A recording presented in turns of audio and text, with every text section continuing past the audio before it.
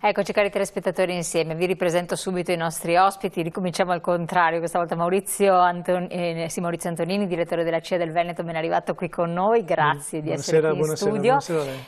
Maurizio Francescon, presidente CESCOT, Confesercenti del Veneto, grazie anche a lei. Quindi le categorie produttive molto importanti nel nostro territorio, andremo a rappresentarne anche altre, tranquilli, cercheremo di non lasciare fuori nessuno, però intanto partiamo da queste, dopo l'ultimo decretone che è uscito, che ha un po' rivoluzionato determinati asset, non tanto per il nostro territorio, beh sì anche per il nostro territorio, perché il Veneto era un po' diviso per province, adesso tutta l'Italia è zona rossa, arancione, che se dir si voglia, e quindi i provvedimenti sono estesi e spalmati un po' su tutto il territorio.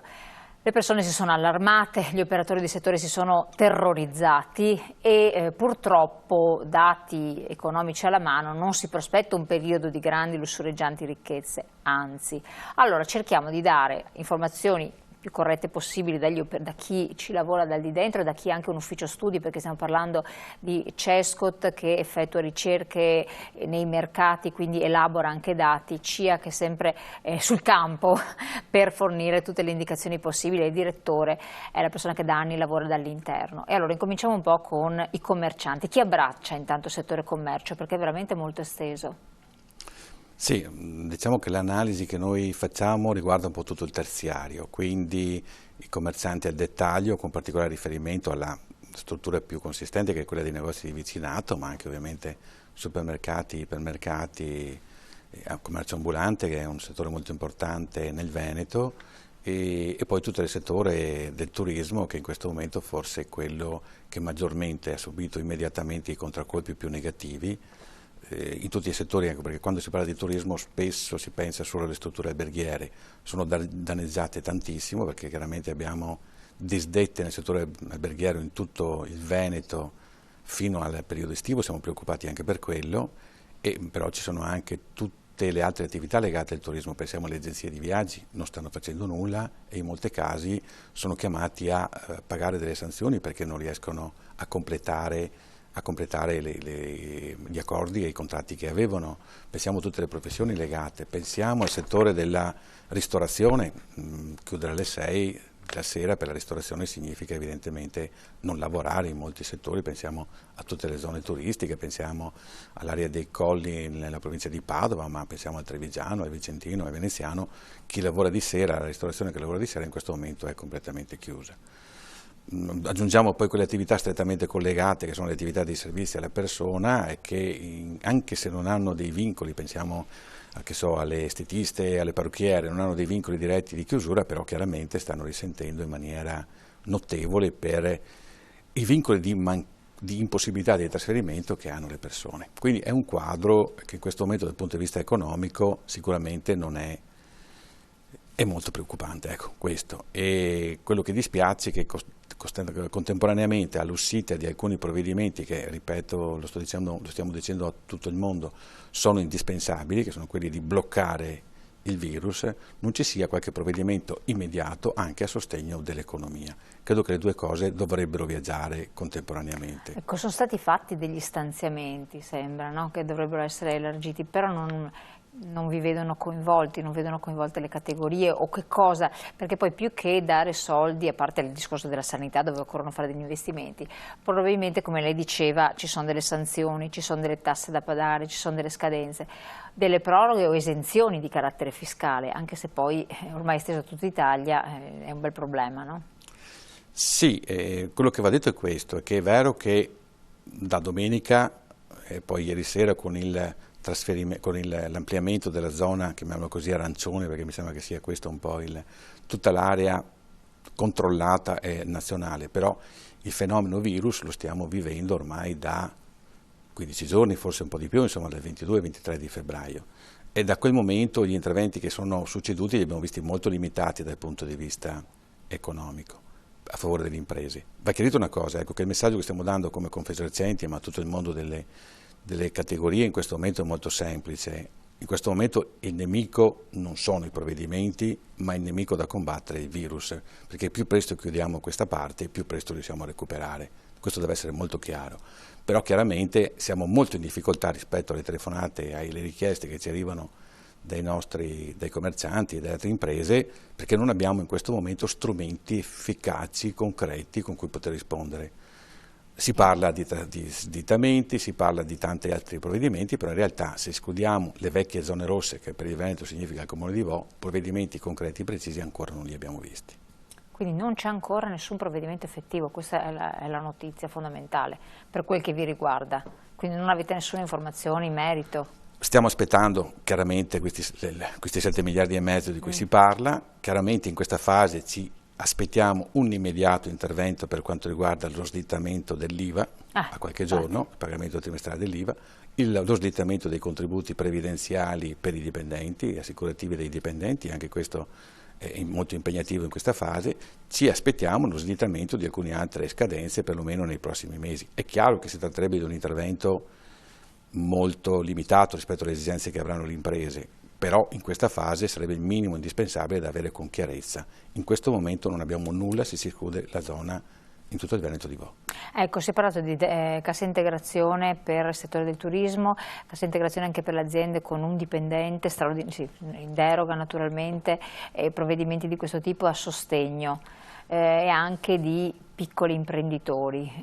Allora, in questo momento gli strumenti utilizzabili sono, anche se ci vuole anche qui un po' di chiarezza, stiamo aspettando un decreto della Regione per avere maggiore chiarezza, sono questi. Le imprese che hanno, del settore del terziario, che hanno quindi turismo e commercio, che hanno dai 5-6 dipendenti fino a 50, potrebbero già in teoria entrare e chiedere la cassa integrazione per i dipendenti. Dico in teoria perché ovviamente le domande che stanno arrivando sono talmente tante che bisogna capire che risorse ci sono a disposizione. Le imprese artigiane invece possono tranquillamente accedere, hanno già un fondo speciale utilizzabile. Un altro meccanismo di welfare a favore delle imprese è il FIS, questo fondo lo chiamo di integrazione salariale per semplicità, che però presenta un problema perché sono le aziende che vanno ad anticipare i soldi e in questo momento il problema è soprattutto quello di liquidità. Stiamo aspettando la comunicazione dell'approvazione della cassa integrazione in deroga e degli altri provvedimenti di welfare in deroga che permetterebbe di intervenire anche nelle imprese fino a 6 dipendenti, che nel settore, pensiamo, della ristorazione è quello più diffuso, insomma non possiamo dimenticarci che nel Veneto il 90% delle imprese ha meno di 6 dipendenti, per cui è un provvedimento che aspettiamo con un certo, diciamo così, apprensione, e più presto più presto ci permetterà di dare un minimo di risposta alle nostre aziende. Passiamo dal settore agricoltura e invece come sta andando? Com'è? Perché tanti magari vanno nei mercati agricoli, sono passata anch'io stamattina per vedere un po' com'era un andazzo, vedevo che era pieno di gente, tutti distanziati per carità, però c'era gente che comprava, vai ai supermercati, grande distribuzione, ho fatto un giro per avere le informazioni, settore ortofrutta, non trovavi più niente, disperazione e non arrivavano i carichi perché almeno c'erano problemi proprio di arrivo di merci, di derrate alimentari, il che ti fa dire, allora vuol dire che tutto sommato va benissimo, la gente mangia l'ira di Dio, si approvvigiona di tutto, per quanto la frutta e verdura duri anche poco, però. Beh, insomma, il settore agricolo è un settore che oggi è in grosse difficoltà. Il 30% solo nei primi 15 giorni ha avuto una riduzione della richiesta di produzione e quindi per capire le grosse difficoltà che oggi vive il mondo agricolo. Soprattutto anche per la vendita di propri prodotti, soprattutto anche per quella strumentalizzazione che viene fatta oggi sulla produzione agricola, che ci vengono a richiedere le certificazioni free esente da coronavirus e quant'altro, e quindi molti oggi stanno speculando e stanno speculando sul mondo agricolo, quindi su questo bisogna fare assoluta chiarezza. Per questo noi chiediamo sempre di più che ci sia la vendita diretta dei nostri prodotti e quindi la possibilità di mettere insieme i consumatori con le nostre aziende, quindi nei nostri mercati agricoli, ma soprattutto anche nella grande distribuzione in cui abbiamo anche rapporti importanti con la vendita e con le nostre aziende agricole. Penso che questa sia una prima risposta che noi dobbiamo dare al sistema dei consumatori e al sistema Italia, e quindi su questo valorizzazione dei nostri prodotti, i prodotti agricoli. Quindi si tratta di fare più che altro informazione a questo punto, perché è un settore un po' particolare, perché è legato all'agroalimentare, quindi tutto sommato. Si tratta di fare tantissima informazione, basti pensare solo 10 giorni fa, partite anche della zona di Colli e quindi la zona di Vo per quanto riguarda il vitivinicolo ci venivano a chiedere la certificazione esente free, esente coronavirus, e quindi le difficoltà delle nostre aziende oggi di piazzare i nostri prodotti. Quindi è una situazione di grande difficoltà del settore agricolo che oggi deve avere la forza e la capacità di mettere insieme invece una grande promozione del sistema Italia. E quindi è per questo che chiaramente nel momento in cui ci sono delle norme, delle ordinanze che è giusto che ci siano, dall'altra parte ci devono essere anche quei strumenti economici per dare la possibilità alle aziende agricole in questo caso di usufruire della parte economica e quindi avere la possibilità di intervenire nella propria redditività, perché in questa situazione le nostre aziende stanno veramente per chiudere. Quindi quando diciamo che le nostre aziende chiudono, un'azienda agricola, a differenza di molte altre aziende, si occupa anche di territorio, si occupa anche di ambiente, e quindi le difficoltà oggi include anche questo. Ecco, voi avete chiesto dei provvedimenti ben precisi, tra l'altro, un po' anche altre categorie, sempre il settore agricoltura, ci sono anche altre categorie, a livello unitario, a livello di CIA, come vi state muovendo? Noi abbiamo chiesto a livello unitario chiaramente dei provvedimenti importanti che devono includere non solo la sospensione, ma in alcune aree, alcuni territori, mi riferisco a Vo, ma oggi oramai anche in altre situazioni, l'annullamento dei tributi, l'annullamento delle tasse. Sì, perché spostarlo dopo ti si accumula, quello è il fatto. Se uno dice la sospensione vuol dire che dopo riprende sì, e ti trovi la rata precedente. Oggi se un'azienda non produce latte o non produce carne o non produce prodotti ortofrutticoli, non è che fra 6 mesi ne produce il doppio e quindi ha la possibilità di recuperare quella redditività, li perde, e quindi perdere il reddito oggi vuol dire grosse difficoltà per le aziende. Quindi per questo noi, oltre alla sospensione di alcuni elementi, noi chiediamo proprio l'annullamento del pagamento dei tributi, perché oggi questo dobbiamo fare. Annullamento del pagamento dei tributi, secondo lei il governo cosa potrebbe rispondere? Potrebbe rispondere che lo stanziamento di 7 miliardi messi a disposizione è sicuramente uno stanziamento importante, ma non sicuramente sufficiente oggi per creare quella possibilità alle aziende di intervenire in maniera sostanziale per la propria perdita di reddito. Contrariamente a quanto molti credono, che non sono del settore, anche gli agricoltori hanno rapporti con le banche, perché chiedono finanziamenti, eccetera. E voi chiedete anche la liquidità, quindi liquidità alle aziende per estinguere questi debiti bancari, perché altrimenti poi la situazione va a degenerare.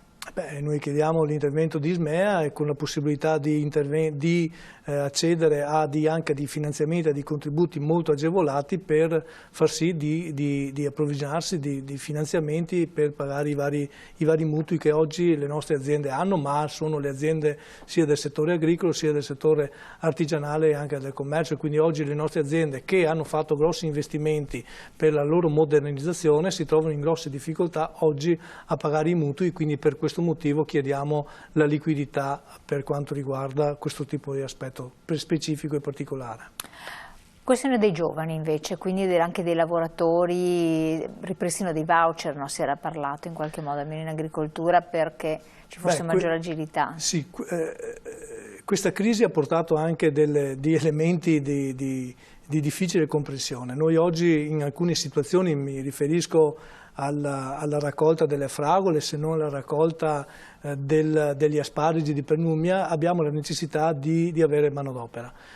Questa manodopera generalmente ci veniva data dalla Romania e quindi da altri paesi europei. Oggi, col problema che noi abbiamo in Italia, non c'è concesso, o meglio, questi operai non vengono in Italia per appunto il problema quindi non è che fossero già in Italia, che si prestavano a queste attività, venivano apposta in questo periodo? Venivano apposta in Italia per svolgere questo tipo di funzioni. Quindi oggi abbiamo la necessità in alcune situazioni.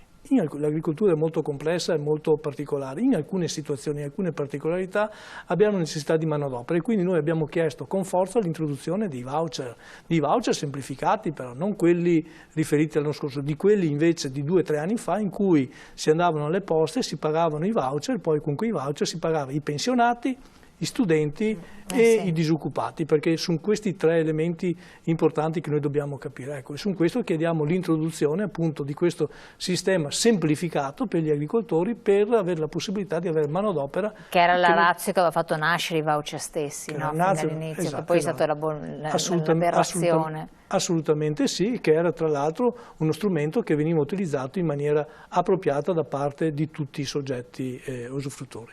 La Regione avrebbe titolo a fare qualche cosa in qualcuno di questi ambiti?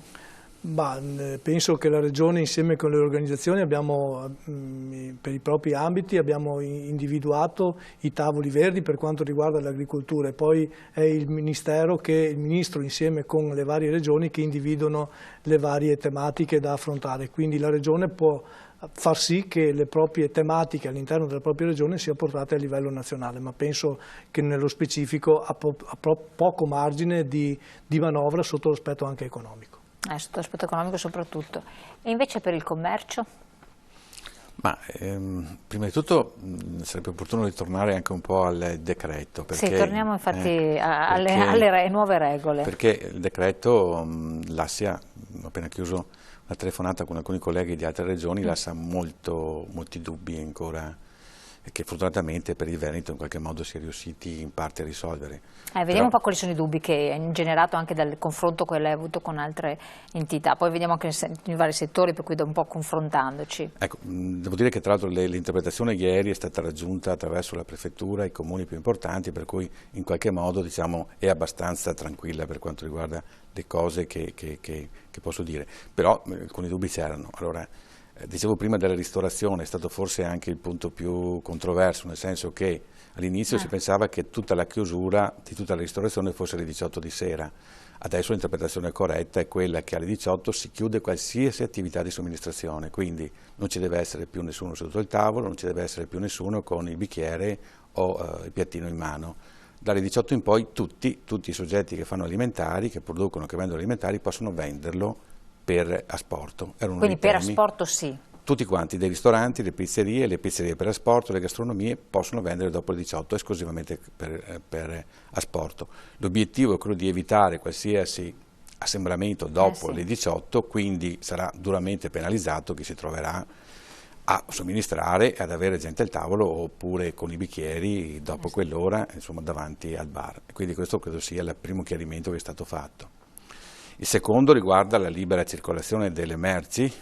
Da subito, devo dire, nel Veneto si è interpretata la norma in maniera corretta, nel senso che le merci possono circolare senza limiti, non c'è nessun vincolo. Quindi adesso però, appunto per chiarire, questo era il discorso del Veneto, adesso però tutta Italia? Adesso in tutta Italia, sì, ovviamente, da dopo il decreto non fa altro, il decreto di lunedì sera non fa altro che estendere il territorio con una piccola modifica, che è quella di inserire il divieto di svolgere le partite di calcio. Questa è l'unica modifica. E le aggregazioni, il divieto di aggregazioni, poi bisogna tornarci dopo importante perché causa delle bravate di tutti questi giovani che hanno infranto le regole, ci troviamo anche con questo divieto di aggregazione. È stato quello, diciamo, l'elemento che ha portato questo nuovo. Poi la libera circolazione delle merci con la persona che accompagna queste merci. Chiaramente, ecco, si chiede sempre che ci sia un documento che attesti, che certifichi. C'è una circolare molto chiara del Ministero degli Interni. Un'autocertificazione anche per il settore. Esatto, che può essere fatta anche al momento in cui si viene fermati, non è obbligatorio che ce l'abbia dietro. L'altro tema che ci ha un po' assillati è stato questo delle chiusure del weekend per quanto riguarda alcune strutture commerciali. Però non era quello che chiedevate. Anche questo in qualche modo ci mette un po' in difficoltà, poi dico anche per quale motivo. Comunque quello che è chiaro è questo: da lunedì al venerdì tutti aperti, sabato e domenica aperti solo i negozi di vicinato, quindi le strutture con meno di 250 metri nei comuni più grandi, meno di 150 metri nei comuni più piccoli, questa è la legge regionale. Quindi centri commerciali chiusi, ipermercati, supermercati, poi vediamo anche chiusi, mercati rionali, settimanali, sabato e domenica chiusi, ad eccezione di tutto il settore alimentare. Cioè, facciamo l'esempio, allora un attimo solo, Prato della Valle, per esempio Padova, che mettiamo un centro anche, Prato della Valle ha tutte le bancarelle il sabato che vendono di tutto un po', e poi ha frutta e verdura a lato, quindi sono gli alimenti. Altri alimenti non mi risulta che ce ne siano. Cosa succede? Rimarranno solo gli ambulanti di frutta e verdura. E basta. E basta? Piazza delle Erbe non ha problemi, Piazza delle Frutta rimarranno solo i negozi, i banchi, scusate, alimentari, Piazza dei Signori non ci sarà il sabato. Quindi questa sarà la E lo stesso vale ovviamente per la provincia, perché tutto il territorio del Veneto, insomma, su cui avremo questo tipo di nazionale, a livello nazionale? Sì, adesso io ho parlato del Veneto perché evidentemente, certo, ma con l'ampliamento che c'è stato in tutto il territorio del Veneto. L'altro problema riguarda i dipendenti, non di poco conto, che questo, tutti coloro che vanno a vendere in giro, cioè sia gli ambulanti, ma vendiamo gli agenti di commercio, gli artigiani che vanno a vendere le loro merci e così via. Anche questo non ha nessun vincolo, fermo restando ovviamente un percorso fatto in maniera giustificata, cioè non è che posso dire vado a vendere a Ferrara e mi fermano da Venezia a Ferrara, mi fermano a Verona. È chiaro che ci sarebbe qualcosa, e tra l'altro è stato riconfermato che le sanzioni sono di natura penale. Allora rivediamo le sanzioni, che è bene ricordarlo, visto che ricordiamo le regole. Ora, la sanzione è questa, quella base, nel caso che si dimostri che si è viaggiato per scopi non di lavoro, non di salute o non di prima necessità, sono questi tre elementi. La prima sanzione sono 206 euro di multa più il penale, che può arrivare fino a 3 mesi di arresto. Quindi automaticamente c'è il penale, perché se attenzione, il penale, per carità, non ti mettono dentro in galera assolutamente, però viene segnato. Viene segnalato. È chiaro che poi ci sono tutto il periodo di buona condotta, questo però è un penale, quindi con tutte le conseguenze. Attenzione, ci potrebbe scattare una seconda sanzione però, che è quella che abbiamo fatto un falso in atto pubblico. Quindi questa è molto più grave, sanzionata in maniera molto più pesante, non conosco con esattezza ma è l'autodichiarazione che tu fai? Esatto, è un falso in atto pubblico, è in falso in atto pubblico, quindi con tutte le conseguenze peggiori dal punto di vista penale di quello che dicevo prima. Potrebbe incorrere anche questo. Ecco, perfetto, allora ci fermiamo perché abbiamo la pubblicità. Dobbiamo precisare anche alcune altre cose sempre sugli spostamenti che possono ingenerare appunto confusione e non soltanto. Torniamo anche al settore agricoltura, pubblicità pochi secondi, poi restate con noi.